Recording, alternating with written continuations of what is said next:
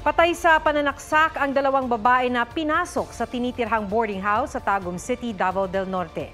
Napatay ng mga rumesponding pulis ang suspect, pati ang isang lalaki na tumutulong umanong masagip ang mga babae.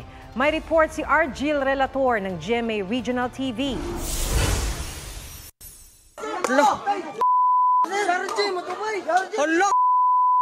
Umalingaw-ngaw ang mga putok ng baril sa operasyon ng pulisya sa Tagum City, Davao del Norte. Ang target ng operasyon, ang security guard na nanaksak umano sa dalawang babaeng tenant sa boarding house. Wala na silang buhay nang datnan ng pulisya. Napatay ng rumespondeng pulis ang suspect. Inaalam pa ang motibo niya sa krimen. Binaril din ng pulis ang isa pang lalaki na may dala umanong itak. Ayon sa mga nakakita, tutulong lang ang naturang lalaki sa pagsagip sa mga babaeng biktima.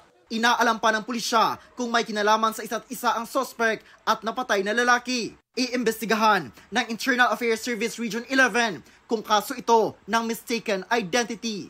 Argil Relator ng GMA Regional TV, nagbabalita para sa GMA Integrated News. Huwag magpahuli sa mga balitang dapat ninyong malaman. Mag-subscribe sa GMA Integrated News sa YouTube. Sa mga kapuso abroad, subaybayan nyo kami sa GMA Pinoy TV at sa www.gmanews.tv.